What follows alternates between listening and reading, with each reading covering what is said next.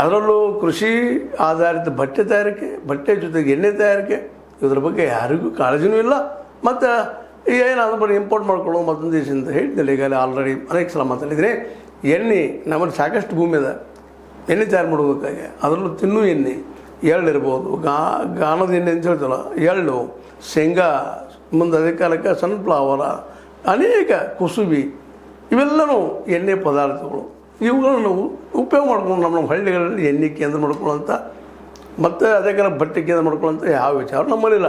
ಅದನ್ನ ನೋಡಿದ್ಕೊಳ್ಳೋ ಇದೆಲ್ಲ ಹಳಿ ವಿಚಾರಗಳೇ ಅಂಥೇಳಿ ಅದರಿಂದ ವಿಮುಖರಾಗೋದನ್ನು ನಾವು ನೋಡ್ತಾ ಇದ್ದೀವಿ. ಇಬ್ಬರು ನಾಯಕರು ಅದೇ ರೀತಿ ಇದ್ದಾರೆ. ಇವರು ರಾಹುಲ್ ಗಾಂಧಿ ಅವರೇನು ಇತ್ತೀಚೆಗೆ ಒಂದು ಸ್ವಲ್ಪ ಇಡೀ ದೇಶ ಸುತ್ತಿದ್ದಾರೆ ಅಂತ ಸ್ವಲ್ಪ ಏನು ಚೇಂಜ್ ಕಾಣ್ತಾ ಇದ್ದಾವೆ. ಆದರೆ ಅವರು ಇದನ್ನು ಏನಾದ್ರು ಜೋರಾಗಿ ಹೇಳ್ತಿದ್ರು, ಸ್ವಲ್ಪ ಈ ಸಲ ಮೆತ್ತಗೆ ಹೇಳ್ತಾ ಇದ್ದಾರೆ. ಆದರೂ ಒಮ್ಮೆಲೆ ಅದನ್ನು AI ಲೋಕದಿಂದ ಅಥವಾ ಒಂದು ಅತ್ಯಂತ ಅಭಿವೃದ್ಧಿ ಅಂತಂದ್ರೆ ಏನಪ್ಪ, AI ಪಟ್ಟಣ ದೊಡ್ಡ ಮಾಡೋದು, ರೋಡ್ ಅಡಾಗ್ ಮಾಡೋದು, ಡ್ರೈನೇಜ್ ಮಾಡ್ಕೊಳ್ಳೋದು, ವೆಲ್ ಇಕ್ವಿಪ್ಡ್ ಮನೆಗಳನ್ನ ಕಟ್ಕೊಳ್ಳೋದು, ಇವೆಲ್ಲ ನಮ್ಮ ಡೆವಲಪ್ಮೆಂಟ್ ಅಂದರೆ ಇದು ಎಷ್ಟು ಜನಕ್ಕೆ ಐತಪ್ಪ ಈ ಸಮಾಜದಲ್ಲೇ? ಹಾರ್ಡ್ಲಿ 1% 2% ಜನರಿಗೆ ಅನುಕೂಲ ಅದು. ಉಳಿದ ಜನ ಅಲ್ಲಿ ದುಡಿದು ಮಾಡಿ ಮತ್ತೊಂದು ಮಾಡಿ ಗಳಿಸ್ಕೊಳ್ಬೇಕು ಅನ್ನೋ ಮತ್ತೇನಿಲ್ಲ. ಈ ದಿಸೆಯಲ್ಲಿ ಅವರಿಗೆ ಅನುಕೂಲ ಆಗುವಂಥ, ಅದಕ್ಕೆ ನಾವು ಹೇಳಿದ್ರೆ ಕೆನೆಪದರು ಒಂದು 5% 10% ಜನರಿಗೆ ಅನುಕೂಲ ಆಗುವಂಥ ವ್ಯವಸ್ಥೆ ಬಗ್ಗೆ ಇಬ್ಬರು ಮಾತಾಡ್ತಾ ಇದ್ದಾರೆ.